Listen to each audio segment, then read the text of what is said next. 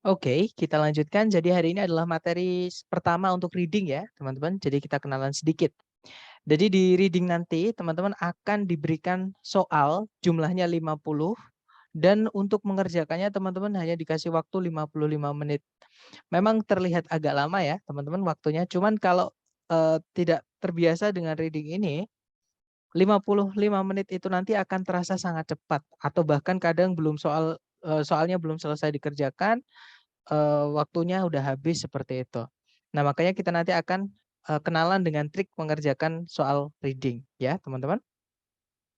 Nah, tips di reading, teman-teman jangan membaca teksnya dulu ya. Jadi yang dibaca adalah soalnya dulu. Setiap mengerjakan misalnya nomor satu ya dibaca soal nomor satu yang ditanyakan apa.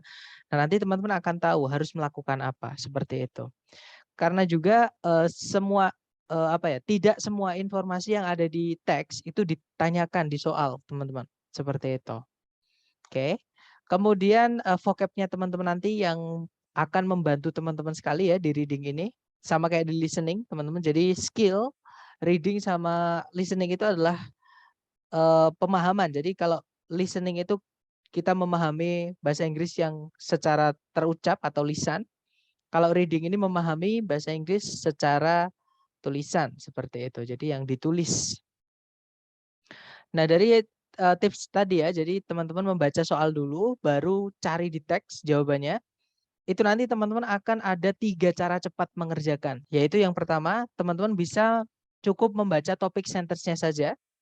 Yang kedua, teman-teman, harus melakukan scan dan skim dulu. Oke, karena informasi yang ditanyakan itu klaster atau menggerombol di suatu tempat di dalam teks. Oke. Kemudian, ada juga yang cara mengerjakannya kita membuat kesimpulan atau menarik suatu hubungan seperti itu dari yang informasi yang ada di teks dengan pilihan ganda di jawaban, seperti itu. Nah, hari ini kita akan fokus dulu dengan teknik yang pertama yaitu membaca topik sentence-nya ya, teman-teman. Nah, jadi, topik sentence ini letaknya adalah di kalimat pertama di setiap paragraf, oke? Jadi, di dalam paragraf itu ada namanya topik ya teman-teman sama supporting ideas. Ada juga ide yang sebenarnya nggak penting. Jadi untuk, eee, ide yang nyeleneh dari atau menyeleweng dari topiknya. Jadi hari ini kita fokus dulu dengan soal reading yang paling sering keluar, yaitu yang menanyakan yang cara mengerjakannya adalah topik sentence. Maksud saya bukan paling sering keluar ya teman-teman, yang pasti keluar seperti itu. Jadi tekniknya adalah membaca topik sentence seperti itu. Jadi kita baca kalimat pertamanya saja di setiap paragraf ya. Nah untuk jenis soal pertama yang teman-teman nanti cara mengerjakannya adalah melakukan membaca topik sentence-nya saja itu adalah main idea. Jadi soal yang menanyakan gagasan utama atau ide pokok seperti itu. Nah, main idea sendiri pengertiannya adalah gagasan utama atau ide pokok ya, atau apa yang pengen dibahas, apa yang pengen diomongin sama si penulis. Nah, kalau dulu teman-teman masih ingat ketika kita belajar structure, kalimat itu pasti ada subjek dan predikat. Subjek itu artinya adalah apa atau siapa yang pengen kita omongkan, hal yang pengen kita bahas kepada orang yang kita ajak omong, seperti itu. Nah, kalau di dalam teks itu nyebutnya adalah main idea ya, teman-teman. Dan main idea itu bisa diketahui dari topik sentence, seperti itu. Nah, nanti main idea ini di soal itu namanya bisa macam-macam.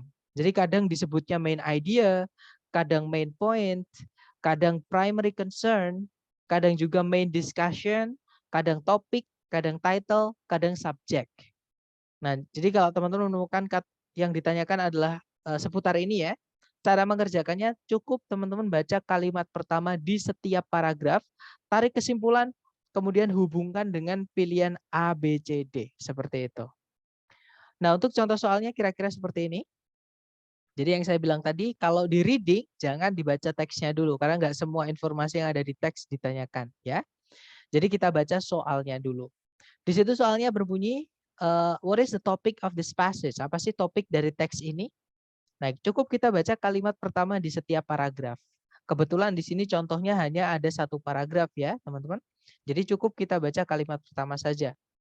Di situ kalimat pertama berbunyi, dalam filsafatnya John Dewey, sebuah perbedaan yang signifikan atau perbedaan yang nampak itu dibuat antara kecerdasan dan kemampuan menggunakan logika.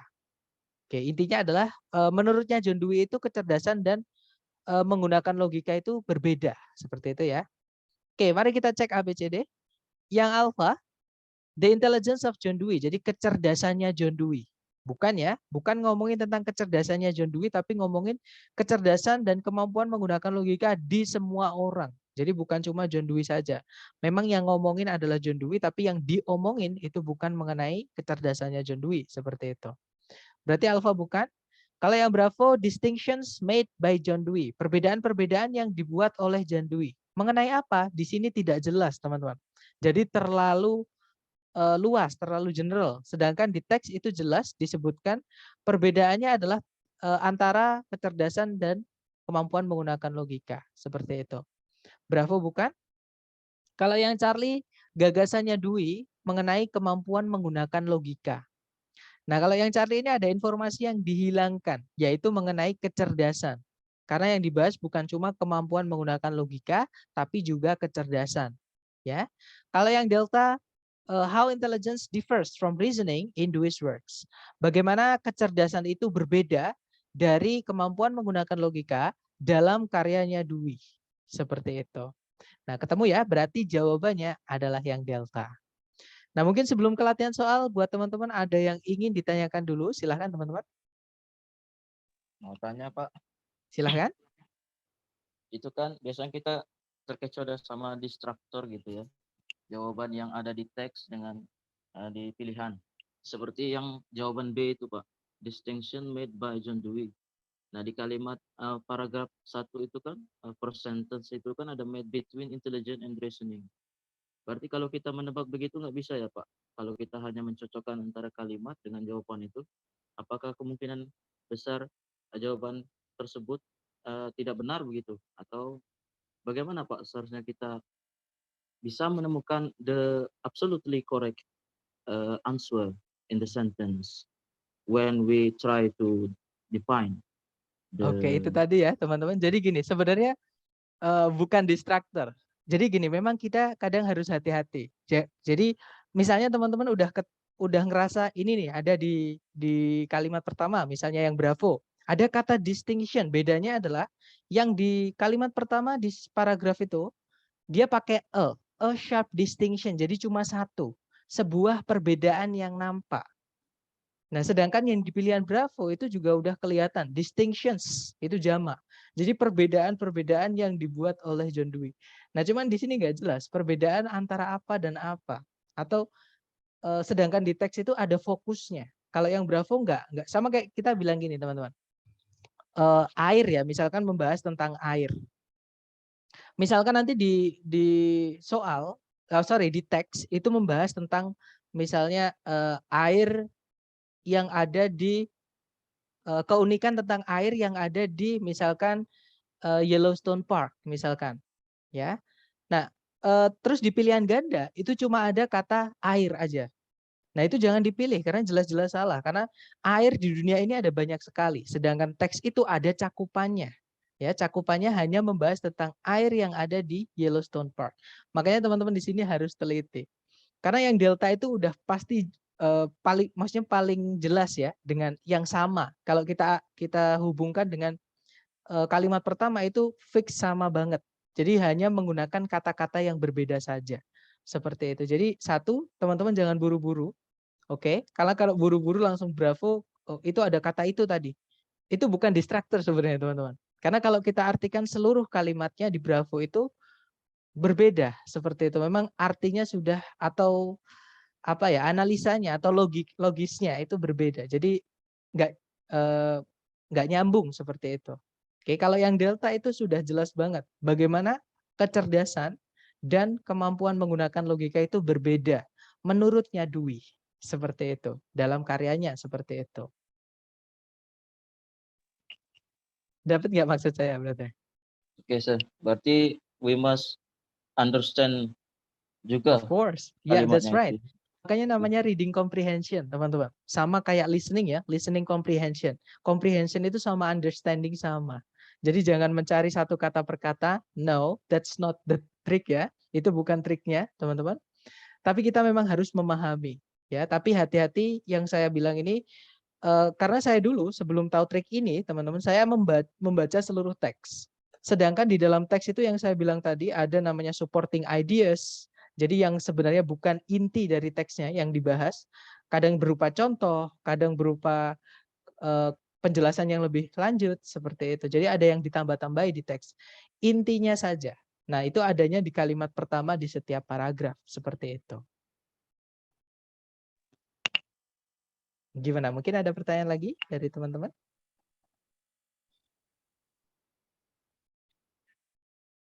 Nggak ada ya? Atau kalau nggak ada silahkan di sini dicoba dulu, ada 2 soal, jangan takut salah. Waktunya 2 menit dimulai dari sekarang. Hati-hati ya teman-teman, jangan buru-buru, konsentrasi juga, silahkan.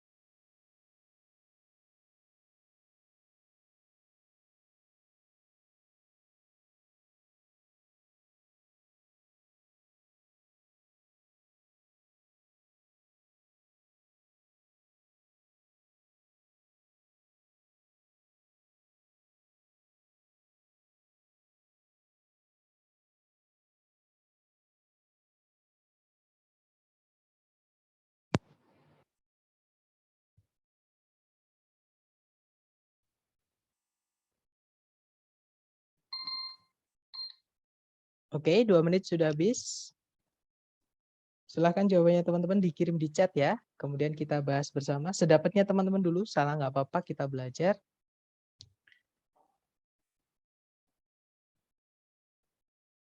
Oh, barisan soalnya makasih. Maksudnya, oke nggak apa-apa. Kita cek di situ ada.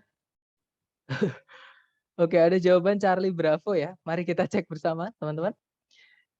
Yang nomor 1, pertanyaannya adalah yang manakah di antara A, B, C, D berikut ini yang paling mendeskripsikan topik dari teks di atas? Nah, topik ya, berarti kita baca kalimat pertama di setiap paragraf. Di situ kalimat pertama berbunyi, Fort Knox yang terletak di Kentucky merupakan situs dari salah satu benteng militer Amerika Serikat. Namun dia lebih dikenal dengan atau untuk penyimpanan emas Fort Knox. Brankas besar atau brankas raksasa yang menyimpan tumpukan tabungan emas pemerintah Amerika Serikat. Seperti itu. Nah, berarti di sini ngomongin tentang Fort Knox ya, teman-teman. Yang mana dijelaskan dia adalah tempat penyimpanan emas pemerintah Amerika Serikat. Kita cek A, B, C, D. Yang alpha, di situ the city of Fort Knox, Kentucky, yaitu kotanya Fort Knox, yaitu Kentucky. Bukan ya, teks ini bukan membahas tentang Kentucky. Oke, teman-teman. Yang dibahas adalah Fort Knox-nya, bukan kotanya, tapi Fort Knox itu sendiri, yaitu fungsinya. Fungsinya Fort Knox untuk menyimpan emas bagi pemerintah Amerika Serikat. Seperti itu. Berarti alpha bukan? Kalau yang Bravo, the Federal Gold Depository. Penyimpanan emas pemerintah Amerika Serikat. Nah, ketemu teman-teman. Jawabannya adalah yang Bravo. ya. Karena nama lainnya Fort Knox atau sinonimnya Fort Knox di teks ini, berdasarkan teks ini adalah tempat penyimpanan emas pemerintah Amerika Serikat. Seperti itu. Kemudian kalau yang Charlie, benteng militer Amerika Serikat yang terletak di Fort Knox. Bukan ya teman-teman, karena bukan ngomongin benteng militer Amerika Serikatnya, tapi ngomongin Fort Knox-nya. Seperti itu. Kalau yang Delta, gold bullion itu emas batangan. Nah, emas batangan di dunia ini banyak sekali. Ini yang saya maksud tadi, teman-teman. Di teks bukan ngomongin emas batangan secara seluruh dunia ya, tapi di sini ngomongin emas batangnya Amerika Serikat saja. Nah, yang delta ini terlalu luas seperti itu. Berarti fix jawabannya adalah yang Bravo. Seperti itu. Kemudian nomor 2, yang manakah di antara berikut ini yang bisa menjadi judul terbaik atau judul yang paling tepat untuk teks di atas ini? Sama, judul itu nama lain dari main idea, teman-teman. Yang sudah kita baca tadi ya, kalimat pertama, yaitu mengenai Fort Knox, tempat penyimpanan emas pemerintah Amerika Serikat. Yang alpha, the massive concrete vault, brankas beton raksasa. Nah, bukan ngomongin brankas beton raksasa ya, tapi ngomongin suatu tempat yang namanya Fort Knox, yang fungsinya adalah untuk penyimpanan emas pemerintah Amerika Serikat, seperti itu. Alpha bukan, karena brankas beton raksasa mungkin di dunia ini ada banyak sekali, teman-teman. Sedangkan di teks itu hanya terbatas di Fort Knox saja yang dibahas. Jadi bukan ngomongin brankas besar raksasa seluruh dunia, enggak, tapi hanya terbatas punyanya Fort Knox atau yang ada di Fort Knox, seperti itu. Kalau yang Bravo, Fort Knox Security, keamanannya Fort Knox, bukan keamanannya yang diomongkan, tapi lebih ke fungsinya ya teman-teman, yaitu untuk menyimpan emas tadi. Bravo bukan. Kalau yang Charlie, where the US keeps its gold, di manakah pemerintah Amerika Serikat menyimpan emas-emasnya. Nah ketemu, kalau ini dirubah jadi pertanyaan, where does the US keep its gold, misalnya, di manakah pemerintah Amerika Serikat itu menyimpan emasnya? Jawabannya adalah di Fort Knox. Nah, sudah ketemu. Yang dibahas tadi teks ini adalah mengenai Fort Knox. Jawabannya berarti yang Charlie. Di mana pemerintah Amerika Serikat menyimpan emasnya. Seperti itu. Kalau yang Delta, a visit to Kentucky. Sebuah kunjungan ke Kentucky. Bukan ngomongin kunjungan ya, teman-teman. Karena tidak ada di situ visitor atau yang mau berkunjung siapa. Nggak ada, teman-teman. Seperti itu. Berarti fix jawabannya yang Charlie. Seperti itu. Oke. Kita coba lagi ke nomor berikutnya. Jangan buru-buru ya, waktunya 2 menit, santai aja. 2 menit dimulai dari sekarang, silakan teman-teman.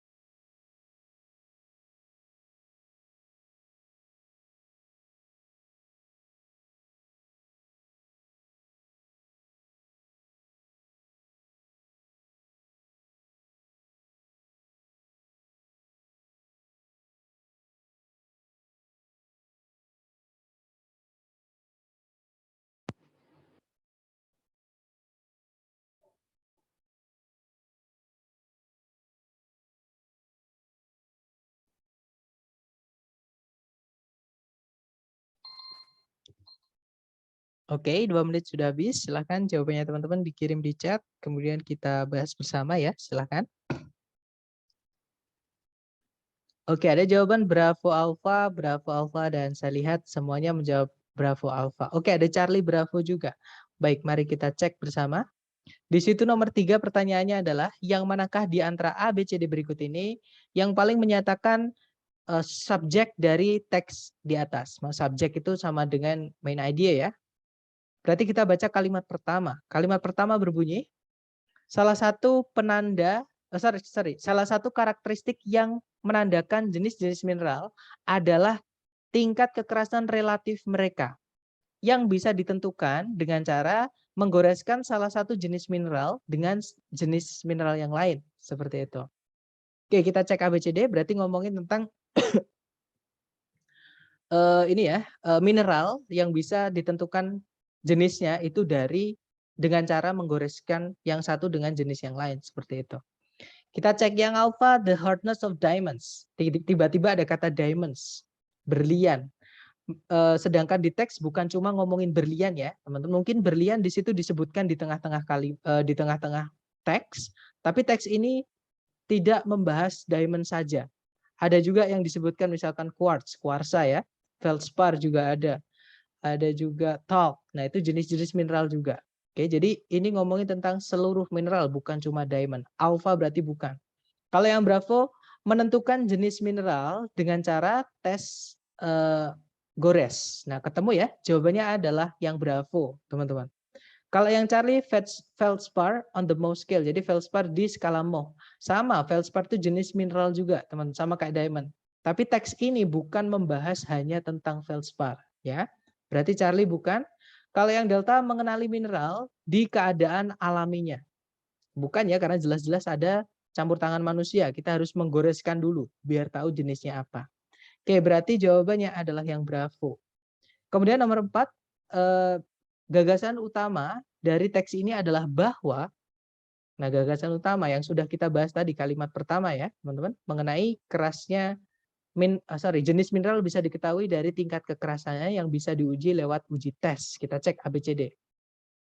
Yang alpha, the hardness of mineral can be determined by its ability to make a mark on other minerals. Jadi tingkat kekerasan sebuah atau sejenis mineral itu bisa ditentukan dari kemampuannya untuk meninggalkan tanda atau meninggalkan goresan di jenis-jenis mineral yang lain. Nah, ketemu teman-teman ya. Jawabannya adalah yang alpha. Kalau yang Bravo sama, di situ ada diamonds, sedangkan yang di teks itu yang dibahas bukan cuma diamonds ya. Yang Charlie, a softer mineral cannot be scratched by a harder mineral. Jenis mineral yang lebih lunak tidak bisa digores oleh mineral yang lebih keras. Bukan ya, teman-teman, malah kebalik.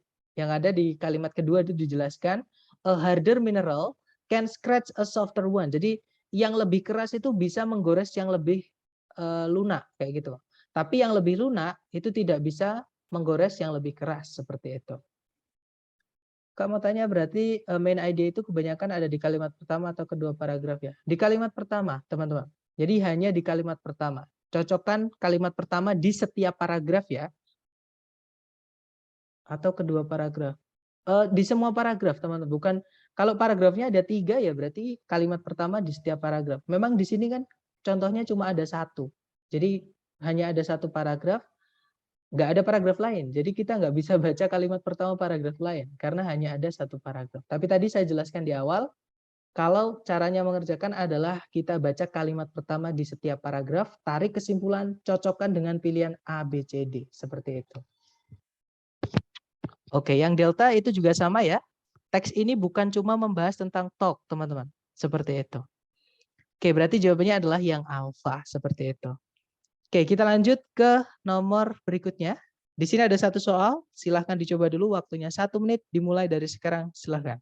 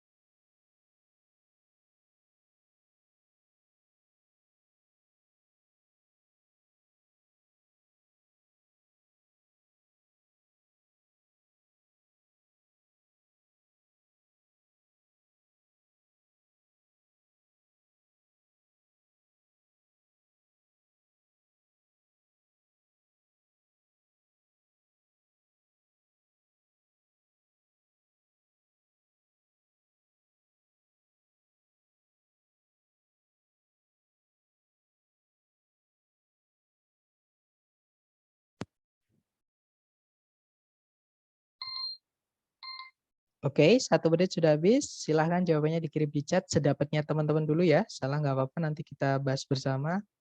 Silahkan.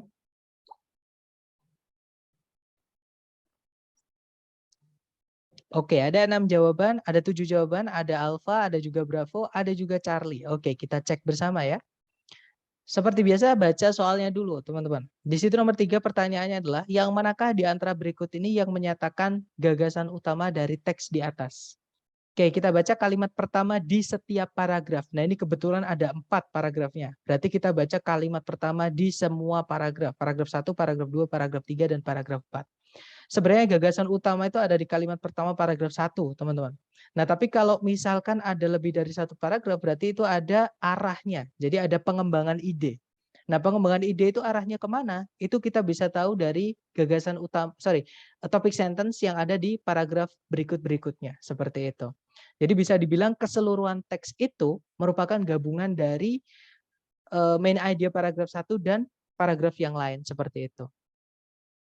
Oke, jadi kita baca di situ kalimat pertama paragraf 1 berbunyi, vaksin itu dibuat dari virus-virus atau bakteri yang berbahaya dan diberikan kepada pasien untuk menyediakan atau memberikan kekebalan terhadap penyakit-penyakit tertentu.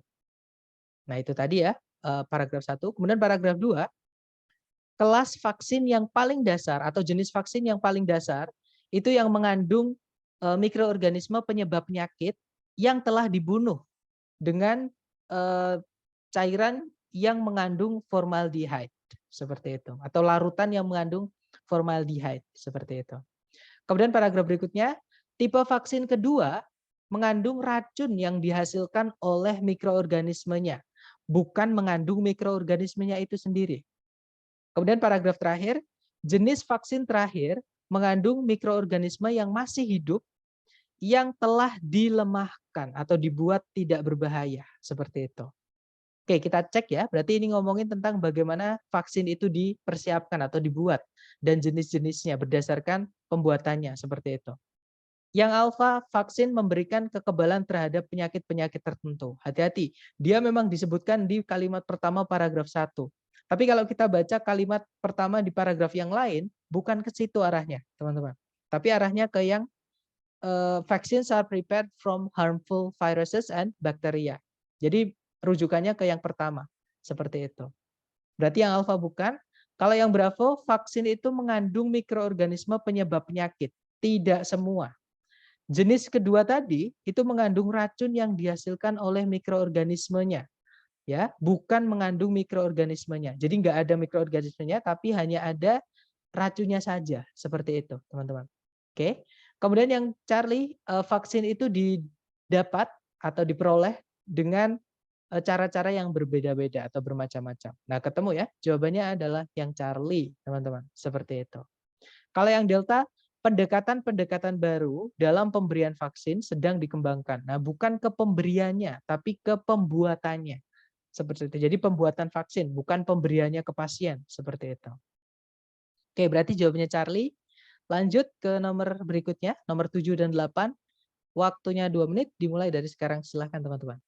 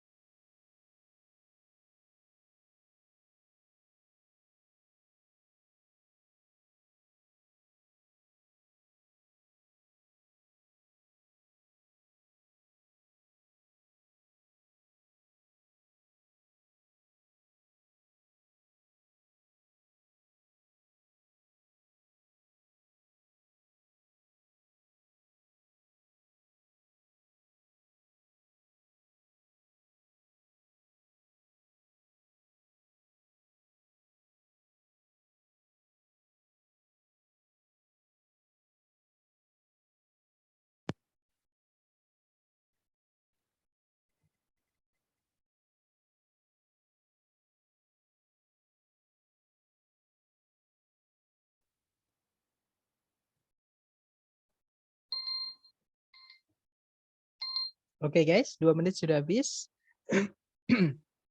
Silakan jawabannya teman-teman dikirim di chat dulu, kemudian kita bahas bersama ya. Baik, ada jawaban Delta Bravo, Delta Alpha. Oke, antara Delta Bravo atau Delta Alpha. Kita cek bersama ya.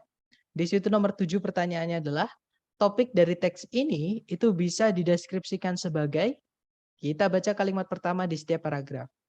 Kalimat pertama paragraf 1, sebuah hoax itu tidak seperti kesalahan yang murni. Merupakan sejenis, jadi hoax itu berbeda dari kesalahan murni, merupakan sebuah rencana yang sengaja disusun untuk menyajikan kebohongan seolah-olah kenyataan. Kemudian paragraf kedua, sebuah hoax ilmiah yang terkenal terjadi di tahun 1912 ketika Charles Dawson mengaku telah menemukan sebuah tengkorak dan tulang rahang manusia di Piltdown Common di Inggris bagian selatan. Memerlukan 40 tahun, paragraf terakhir ya, memerlukan 40 tahun, lebih dari 40 tahun supaya hoax tersebut terungkap. Seperti itu. Oke, kita cek ABCD. Yang alpha, the Piltdown Man. Piltdown Man itu hanya dibahas di paragraf 2, teman-teman. Ya, sedangkan paragraf 1 kalau kita pilih alpha berarti nggak ada. Berarti nggak dibahas paragraf pertama, berarti nggak bisa yang alpha karena ada yang dihilangkan. Sedangkan topik, main idea itu menggambarkan keseluruhan teks, teman-teman. Oke. Kalau yang Bravo, Charles Dawson's Discovery, penemuannya Charles Dawson, sama, itu juga baru dibahas di paragraf 2. Dan itu bukan intinya. Intinya adalah hoax, teman-teman. Oke, dia hanya sebagai contoh aja. Jadi paragraf 2 itu disebutkan a famous scientific hoax occurred. Jadi sebuah hoax ilmiah yang terkenal. Jadi itu hanya sebagai contoh saja, seperti itu. Yang Charlie, Eoanthropus dawsoni itu ngomongin tentang penemuannya Charles Dawson ya, di paragraf 2 juga. Kalau kita pilih itu juga sama, paragraf pertama sama paragraf 3 berarti nggak dianggap. Yang mana nggak boleh. Berarti fix jawabannya yang delta. Di situ disebutkan teks ini topiknya adalah mengenai definisi dari hoax dan contoh dari hoax. Definisi dibahas di paragraf pertama, contohnya diteruskan di paragraf 2 dan paragraf 3. Seperti itu. Oke, berarti nomor 7 delta. Nomor 8, gagasan utama dari si penulis adalah bahwa, nah berarti sama ya, ngomongin tentang hoax, teman-teman. Nah, kalau teman-teman cek di pilihan A, B, C, D, yang menyebutkan kata hoax cuma satu. Ya sudah, berarti itu jawabannya, teman-teman. Ya, yaitu jawabannya yang alpha. Various types of hoaxes have been perpetrated. Berbagai macam hoax itu telah pernah dilakukan, seperti itu. Kalau yang Bravo, Charles Dawson itu menemukan sebuah tengkorak dan tulang rahang manusia. Nah, hati-hati, itu memang ada di teks, teman-teman. Tapi bukan itu main idenya atau gagasan pokoknya. Karena itu hanya contoh saja. Ya, contoh dari salah satu hoax seperti itu. Kalau kita pilih yang Bravo, kita menghilangkan topik yang mana teks ini sebenarnya bukan ngomongin itu, tapi ngomongin tentang hoax. Itu hanya sebagai contoh aja, seperti itu. Kalau yang Charles Dawson itu bukan seorang pria yang jujur. Nah, itu seperti kesimpulan. Tapi teks ini bukan ngomongin tentang Charles Dawson saja ya. Intinya bukan Charles Dawson-nya, teman-teman. Charles Dawson di sini hanya sebagai contoh saja. Di sini teksnya ngomongin tentang hoax, seperti itu. Berarti Charlie bukan. Yang Delta, tengkorak dan tulang rahang manusia yang ditemukan sama Charles Dawson tadi, itu sangat tua. Nah, ini malah ngomongin tengkorak sama tulang rahang, yang mana bukan itu inti dari teks ini, yaitu tentang hoax. Ya. Nah, sebenarnya juga gampang aja, teman-teman. Namanya subjek, main idea kan sama tuh. Sebenarnya bisa langsung ketemu di paragraf 1, subjeknya apa, kalimat pertama itu apa. Nah, nanti tinggal misalkan ada nggak pilihan selain itu. Misalkan ada hoax yang disebutkan lebih dari satu. Nah, teman-teman tinggal baca, lanjutkan bacanya. Terus hubungkan dengan paragraf 2 dan paragraf 3. Misalkan kalau ada di pilihan ganda yang menyebutkan lebih dari satu kata kunci. Misalnya, tapi di sini hanya ada satu ya kata kuncinya, yaitu hanya yang di alfa. Ya sudah, berarti jawabannya yang alfa. Nah, itu cara cepatnya, teman-teman. Seperti itu. Oke, kita lanjut lagi ke nomor Oke, ternyata sudah habis untuk jenis soal pertama yang cara mengerjakannya cukup baca kalimat pertama di setiap paragraf, kemudian hubungkan dengan pilihan A, B, C, D. Sebelum saya lanjut ke jenis soal kedua, mungkin ada pertanyaan dari teman-teman, silakan. Kalau nggak ada saya lanjut ya, teman-teman. Jenis soal kedua yang cara mengerjakannya teman-teman juga cukup membaca kalimat pertama di setiap paragraf adalah idea organization atau bagaimana penulis itu mengembangkan ide melalui teks yang dia tulis. Atau bagaimana ide itu dikembangkan di dalam teks. Jadi gagasan utama terus setiap paragraf itu bagaimana alurnya, seperti itu ya. Nah, pertanyaannya nanti berbunyi, bagaimana ide atau informasi itu dikembangkan atau disajikan atau disambung-sambungkan, seperti itu. Nah, caranya sama. Jadi baca kalimat pertama di setiap paragraf, oke. Buat kesimpulan, kemudian hubungkan dengan pilihan A, B, C, D. Jadi bagaimana gaya penulisan si penulis seperti itu. Contoh soalnya seperti ini, teman-teman. Jadi di teks ini, nah kalau di soal teman-teman tidak dikasih kata kunci, maksudnya kita nggak tahu jenis soal apa ini kalau cuma pertanyaannya di teks ini, nah ini menanyakan apa kita nggak tahu. Nah kita baca pilihan gandanya, teman-teman. Di situ pilihan ganda yang alfa berbunyi, sebuah ide itu disajikan dan kemudian dibantah. Kemudian yang bravo, sebuah konsep diikuti oleh contoh. Yang Charlie, sebuah sebab diikuti akibat. Yang delta, sebuah kepercayaan yang didukung dengan alasan-alasan logis. Seperti itu. Nah kita cek aja ya di teks, di kalimat pertama di setiap paragraf. Berarti ini menanyakan bagaimana penulis mengembangkan idenya. Seperti itu. Kalimat pertama paragraf 1 berbunyi, jika ditanya siapa yang menemukan permainan baseball, hampir semua orang Amerika kemungkinan akan menjawab kalau kepercayaan mereka berkata kalau penemunya adalah Abner Doubleday. Kemudian paragraf kedua, Doubleday itu hanya diberi pengakuan atau apa ya, dihargai kayak gitu, diberi penghargaan atas penemuan ini itu di awal abad ke-20 ketika perusahaan alat-alat olahraga yang namanya adalah Spalding itu memberikan tugas untuk melakukan penelitian atas pertanyaan siapa yang menemukan permainan baseball. Nah, berarti bukan Doubleday yang menemukannya karena Doubleday hanya diminta untuk melakukan penelitian atas siapa yang membuat permainan baseball. Jadi sebelum ada Doubleday terkenal itu sebenarnya baseball udah ditemukan seperti itu sama orang lain. Kemudian paragraf terakhir, hari ini atau sekarang ini hampir seluruh sejarawan olahraga sepakat kalau Doubleday sebenarnya tidak memiliki andil apapun dalam perkembangan baseball. Nah, berarti itu tadi adalah fakta ya di kalimat maksudnya ide atau gagasan itu disajikan di paragraf pertama, kemudian dibantah atau dibuktikan salah seperti itu ya di paragraf kedua dan paragraf ketiga. Nah, kalau kita cocokkan dengan pilihan A, B, C, D, yang nyambung adalah yang pilihan alfa. Sebuah gagasan itu disajikan dan kemudian dibantah. Seperti itu. Nah, dari contoh soal mungkin ada yang mau ditanyakan dulu, silakan teman-teman. Nggak ada ya. Kalau nggak ada kita lanjut ke latihan soal. Di sini ada satu soal, dicoba dulu, jangan takut salah. Waktunya 1 menit dimulai dari sekarang. Silakan teman-teman.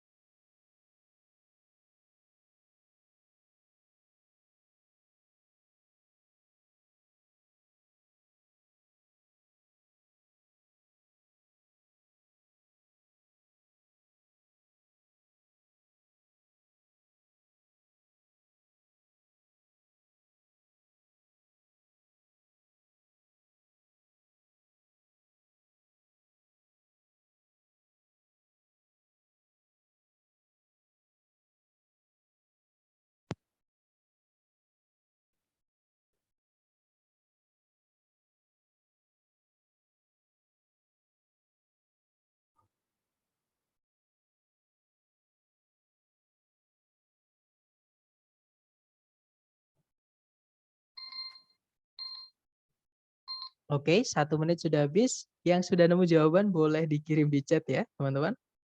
Kemudian nanti kita bahas bersama. Oke, sepertinya belum ada jawaban. Nggak apa-apa, mari kita cek bersama ya. Di situ nomor 1 pertanyaannya adalah, bagaimana informasi di dalam teks itu dikembangkan? Oke, kita baca kalimat pertama di setiap paragraf. Kalimat pertama paragraf 1 berbunyi, konflik di dalam sebuah organisasi itu tidak selalu dipandang sebagai sesuatu yang tidak diinginkan. Kemudian paragraf kedua, menurut pandangan tradisional mengenai konflik, konflik itu berbahaya bagi sebuah organisasi. Kemudian paragraf terakhir, pandangan interaksionis mengenai konflik di sisi lain beranggapan kalau konflik itu bisa memberikan fungsi penting di dalam sebuah organisasi dengan cara mengurangi zona nyaman atau tingkat zona nyaman di antara para pekerjanya dan menyebabkan perubahan positif terjadi.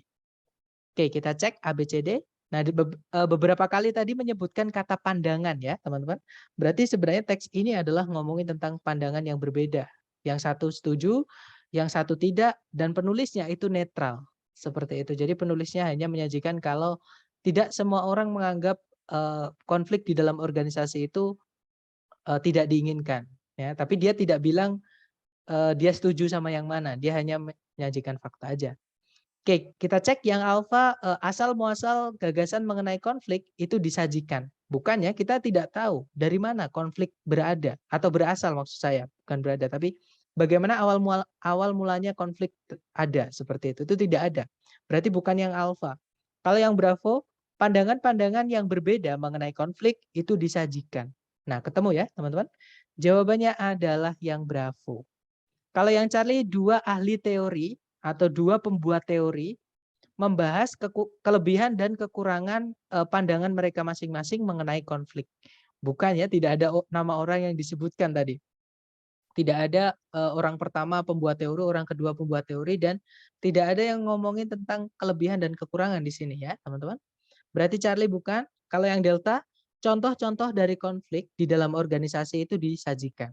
Sama sekali tidak ada contoh ya, teman-teman, ketika kita bahas kalimat pertama tadi, ya sudah berarti bukan yang Delta, fix jawabannya yang Bravo. Seperti itu. Oke, kita lanjut ke nomor berikutnya. Di sini ada satu soal, berarti 1 menit.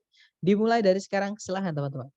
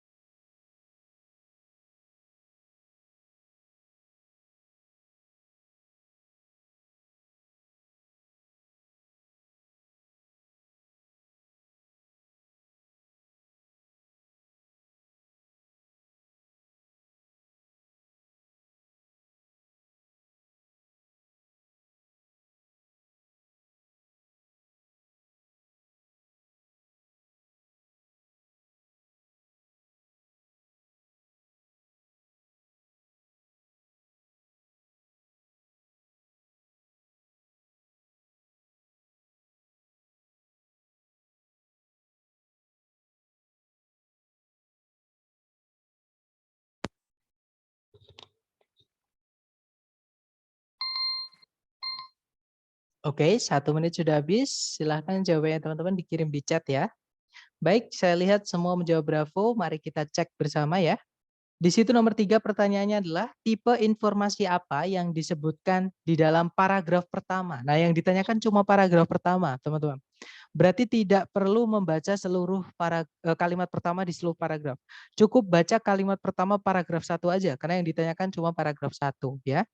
Nah, di situ kalimat pertama paragraf 1 berbunyi, IQ atau tingkat kecerdasan itu didefinisikan sebagai rasio dari umur mental seseorang dengan umur kronologikalnya. Dengan rasionya itu dikalikan 100 untuk menghilangkan koma-komanya seperti itu. Oke, berarti jawabannya adalah yang Bravo ya, yang definisi, karena jelas-jelas tadi is defined, didefinisikan sebagai. Berarti ini ngomongin tentang definisi dari IQ seperti itu. Oke, kita lanjut lagi. Nah, ternyata untuk jenis soal kedua sudah habis. Mungkin ada pertanyaan dulu sebelum lanjut ke jenis soal terakhir. Yang cara mengerjakannya cukup baca kalimat pertama di setiap paragraf. Silahkan teman-teman. Nggak ada ya? Baik, kalau nggak ada kita lanjut ke jenis soal terakhir. Yang cara mengerjakannya teman-teman juga cukup membaca kalimat pertama di setiap paragraf. Oke, yaitu pertanyaan mengenai tone, purpose, sama course. Nah, tone sendiri artinya adalah jadi emosi atau suasana hati atau nuansa yang dituangkan sama penulis di dalam teks tersebut. Oke. Kemudian kalau purpose itu adalah tujuan si penulis menulis teks tersebut. Jadi supaya pembacanya itu bagaimana, seperti itu. Kemudian course itu bidang keilmuan yang membahas teks tersebut. Jadi kalau misalkan teks itu dimasukkan ke bahan ajar di mata kuliah atau di kelas, itu nanti masuk ke kelas apa atau mata kuliah apa, seperti itu. Nah, itu nanti untuk mengenali jenis soal ini gampang sekali, teman-teman. Karena pasti disebutkan. Kalau menanyakan tone, ya pasti ada menyebutkan tone. Contohnya, what is the tone? Apa sih tone-nya? Seperti itu. Atau kalau purpose, itu tujuan, disebutkan juga. The author's purpose, jadi tujuan penulis, contohnya seperti itu. Kalau nggak gitu, course, itu contohnya pasti disebutkan juga. Contohnya, in which course atau in what course. Jadi di mata kuliah apa? Seperti itu. Nah, cara menjawabnya kalau misalkan yang ditanyakan tone, ya, teman-teman cari di kalimat pertama di setiap paragraf, ada nggak penulis menyebutkan suatu emosi atau kata sifat yang menerangkan kata sifat atau kata kerja yang menerangkan suasana hati penulis, entah marah, entah sedih, entah kesal dan sebagainya, ya. Kalau nggak ada berarti penulis netral, teman-teman. Maksudnya hanya ingin memberitahu ke pembacanya saja seperti itu atau hanya ingin memberikan pengetahuan saja seperti itu. Kalau purpose cara mengerjakannya mirip teman-teman dengan sebelum-sebelumnya tadi. Jadi dibaca kalimat pertama di setiap paragraf, kemudian tarik kesimpulan, cocokkan dengan pilihan A, B, C, D. Yang paling nyambung yang mana? Seperti itu. Kemudian kalau yang ditanyakan bidang keilmuan apa atau course mata kuliah apa atau course ya, teman-teman cari beberapa vocab di vocab-vocab yang dipakai di kalimat pertama di setiap paragraf nanti akan ada di misalnya kata-kata yang dipakai di geografi itu berbeda dengan kata-kata yang dipakai di biologi misalnya, teman-teman. Ya, jadi maksudnya vocab yang dipakai itu kita akan bisa tahu itu masuk ke bidang keilmuan apa, seperti itu. Nah, untuk contoh soalnya kira-kira seperti ini ya. Kita baca soalnya dulu. Di situ nomor 1 soalnya berbunyi, tujuan penulis dari teks ini adalah untuk. Nah, berarti kita baca kalimat pertama di setiap paragraf. Nah, sayang di sini hanya ada satu paragraf, berarti cukup kita baca kalimat pertamanya saja, ya. Kalimat pertama berbunyi, In Cold Blood punyanya Truman Capote yang ditulis di tahun 1966 merupakan sebuah contoh yang terkenal dari novel non-fiksi. Sejenis karya tulis populer yang berdasar pada kejadian-kejadian nyata di mana penulisnya itu berusaha untuk mendeskripsikan alasan-alasan yang melatar belakangi, pikiran-pikiran yang melatar belakangi dan emosi-emosi yang melatar belakangi yang menggiring ke kejadian nyata seperti itu. Oke, berarti ngomongin tentang novel buatan Truman Capote yang berjudul In Cold Blood ya, teman-teman, yang mana dia adalah sebuah contoh dari novel non-fiksi. Kita cek aja di pilihan A, B, C, D. Yang alfa membahas contoh dari sebuah genre sastra tertentu. Nah, discuss an example, sebuah contoh. Nah, tadi ada ya, jadi In Cold Blood itu hanya sebuah contoh dari novel non-fiksi. Yang mana novel non-fiksi itu adalah sejenis genre atau jenis karya sastra tertentu. Ya sudah, berarti ketemu jawabannya adalah yang alfa. Kalau yang bravo, tell the story of In Cold Blood. Menceritakan tentang In Cold Blood.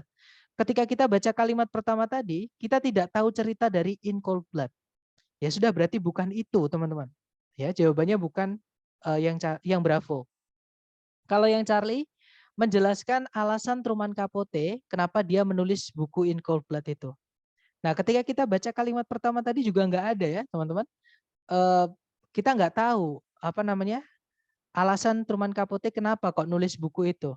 Berarti bukan itu tujuan si penulis, oke? Karena nggak ada emang. Kalau yang delta mendeskripsikan bagaimana Truman Capote melakukan penelitian atau meneliti novel non-fiksinya itu.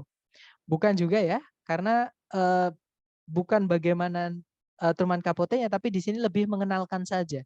Jadi ini loh ada novel namanya In Cold Blood, itu tuh hanya sebagai contoh saja dari novel non-fiksi seperti itu.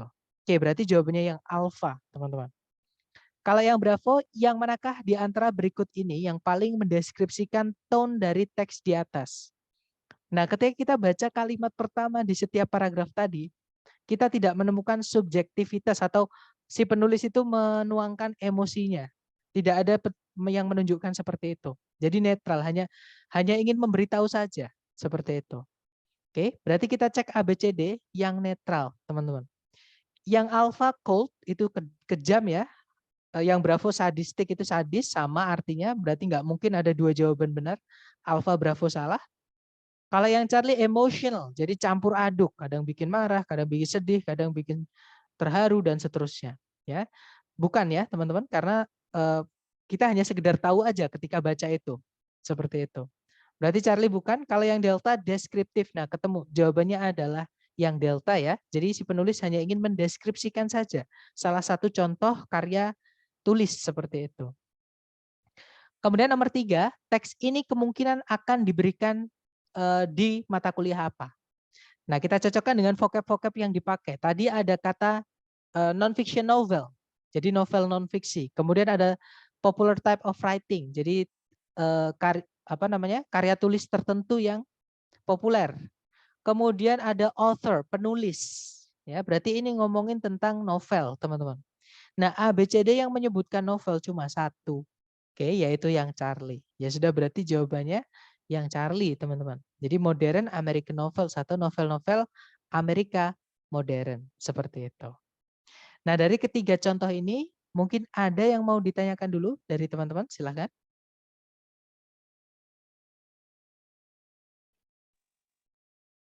Nggak ada ya? Baik, kalau nggak ada, dicoba dulu. Di sini ada 3 soal, jangan takut salah. Waktunya 3 menit, dimulai dari sekarang, silahkan.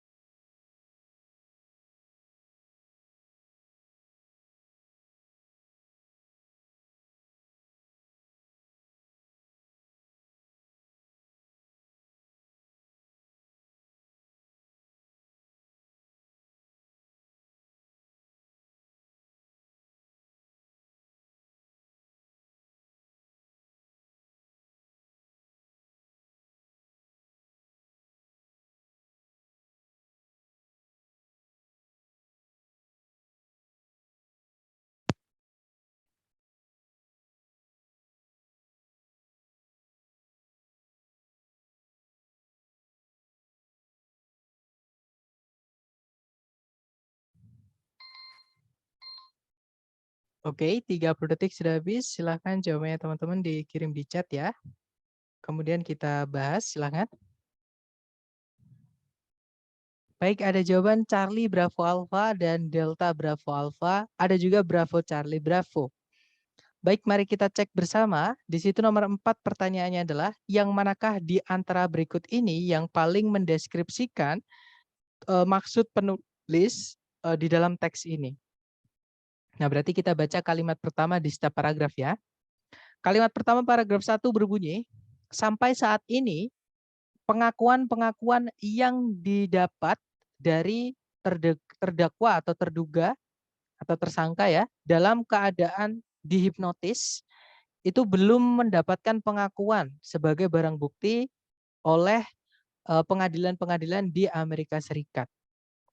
Kemudian paragraf kedua, sebuah kasus sengketa lahan itu yang membawa-bawa pengakuan yang didapat dari hipnotis itu dibawa langsung ke Pengadilan Tinggi Amerika Serikat. Nah, kita cek ABCD. Yang alpha to explain the details of specific court case. Menjelaskan detail-detail dari kasus pengadilan tertentu. Bukan ya, hati-hati. Paragraf 2 memang itu ngomongin tentang kasus pengadilan, tapi teks ini bukan cuma paragraf 2. Ada juga paragraf 1 yang menjelaskan tentang pengakuan yang didapat dari hipnotis kalau di dalam pengadilan itu belum dianggap sebagai barang bukti seperti itu. Oke, berarti alpha bukan. Kalau yang bravo, to demonstrate why confessions made under hypnosis are not reliable.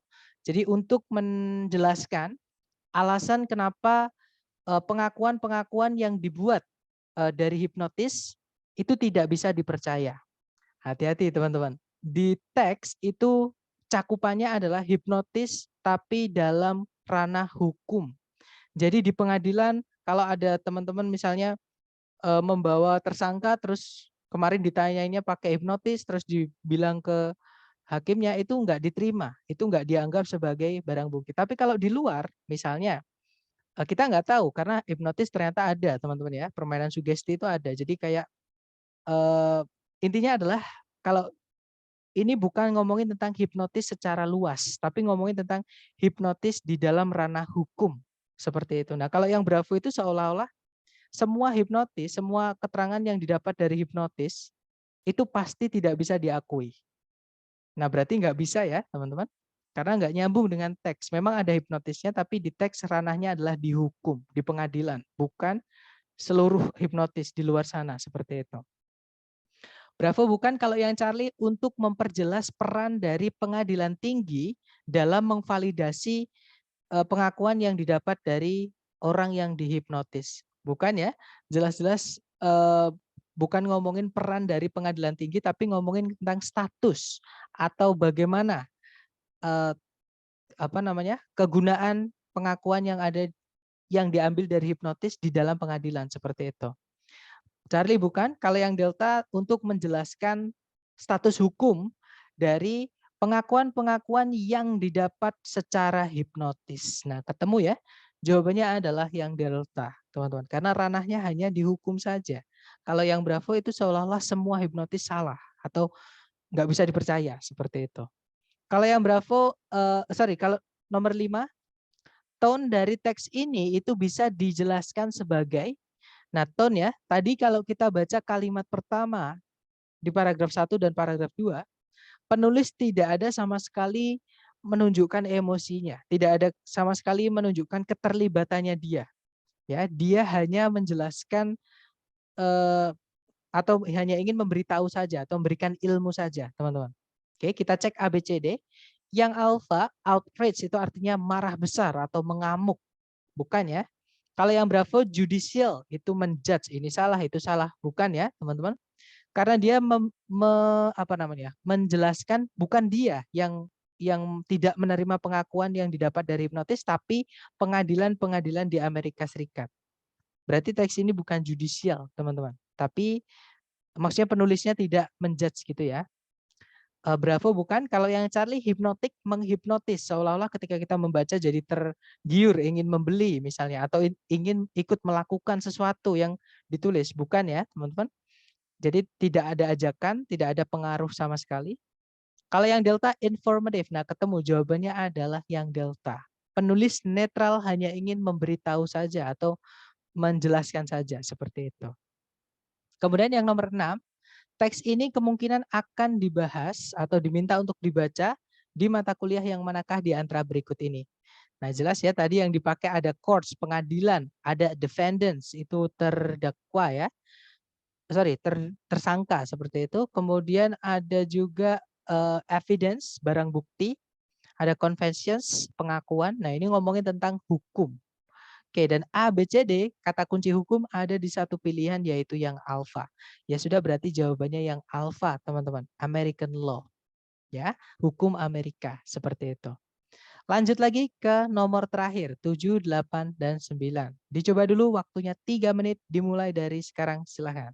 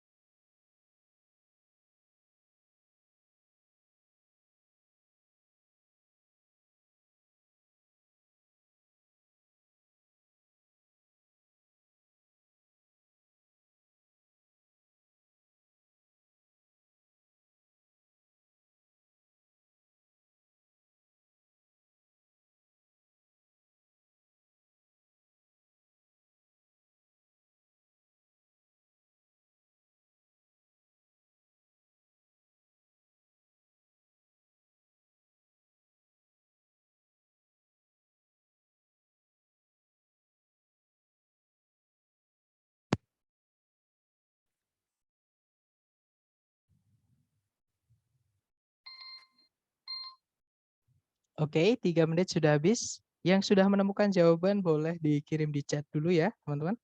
Sebelum kita bahas, silakan. Oke, ada jawaban Bravo Alpha Bravo. Mari kita cek ya. Di situ nomor 7 pertanyaannya adalah eh, tujuan utama dari penulis di dalam teks ini adalah untuk.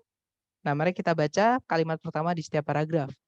Kalimat pertama paragraf 1 berbunyi, tingkat di mana penggundulan hutan di dunia ini sedang terjadi itu sangat mengkhawatirkan. Nah, berarti inilah yang saya maksud penulis memasukkan emosinya, teman-teman. Jadi penulis ikut terlibat di sini, subjektif seperti, maksudnya ada dia ikut kena dampaknya gitu. Jadi dia itu khawatir, teman-teman.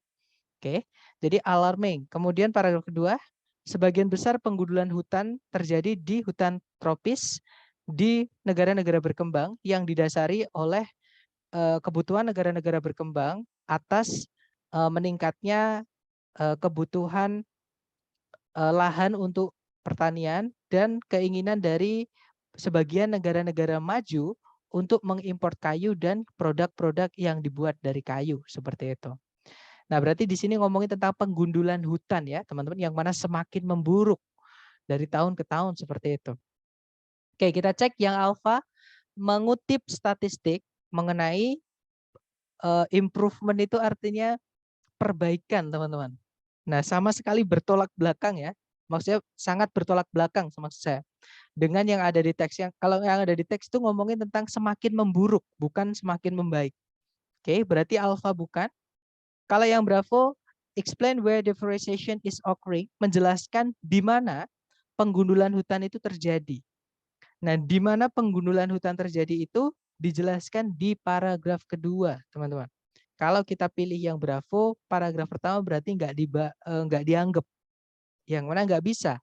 Namanya gagasan utama atau yang ada hubungannya sama maksud ya. Gagasan utama itu di seluruh teks. Bukan cuma salah satu paragraf saja, seperti itu. Berarti bravo bukan. Kalau yang Charlie, make the reader aware of a worsening world problem. Membuat para pembaca, maksudnya kita ya, menyadari akan adanya sebuah masalah di dunia ini yang semakin memburuk. Yaitu maksudnya penggundulan hutan tadi yang dibahas tadi. Nah, ketemu ya, jawabannya adalah yang Charlie, teman-teman. Kalau yang Delta, menyalahkan negara berkembang atas penggundulan hutan. Bukan ya, karena bukan cuma negara berkembang saja yang disebutkan tadi. Ada juga negara yang maju disebutkan juga. Oke, berarti Delta bukan. Fix jawabannya berarti yang Charlie, teman-teman. Ngomongin tentang penggundulan hutan alias salah satu masalah di dunia ini yang semakin memburuk seperti itu. Kemudian nomor 8, yang manakah di antara berikut ini yang paling mendeskripsikan tone dari teks di atas? Nah, tadi yang saya bilang, di sini penulis memasukkan kata alarming, artinya mengkhawatirkan atau menakutkan seperti itu ya. Berarti di sini penulis khawatir atau takut seperti itu. Mari kita cek ABCD. Yang alpha, concerned, khawatir, takut, cemas, ketemu ya langsung teman-teman. Berarti jawabannya nomor 8 adalah yang alpha.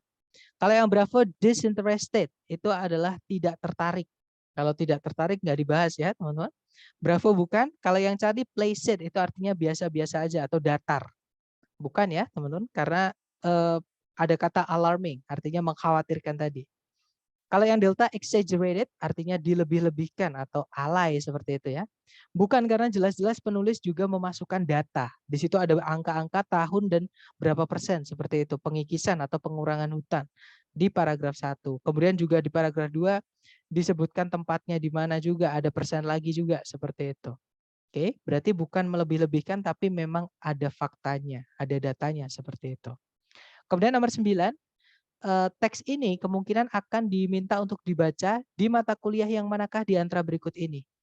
Nah, ini tadi ngomongin tentang penggundulan hutan ya, teman-teman. Jadi hutan itu adalah salah satu fitur dari bumi. Selain sungai, ada danau, ada laut, ada lembah misalnya ya. Yang mana itu dibahas di mata pelajaran geografi, teman-teman. Oke, jadi bedanya geografi sama geologi. Kalau geografi itu adalah ngomongin tentang fitur alam. Kalau geologi itu hanya ngomongin tanah dan batuan saja. Seperti itu. Sedangkan di sini ngomongin hutan ya. Dia adalah fitur dari alam atau bumi. Seperti itu. Oke, berarti jawabannya yang bravo, yang geografi. Seperti itu. Oke. Nah, itu tadi adalah ketiga jenis soal yang cara mengerjakannya. Teman-teman cukup baca kalimat pertama di setiap paragraf saja. Seperti itu. Kemudian dicocokkan dengan pilihan A, B, C, D. Nah, mungkin sebelum saya tutup, ada yang mau ditanyakan dulu dari teman-teman mengenai materi kita hari ini, silakan.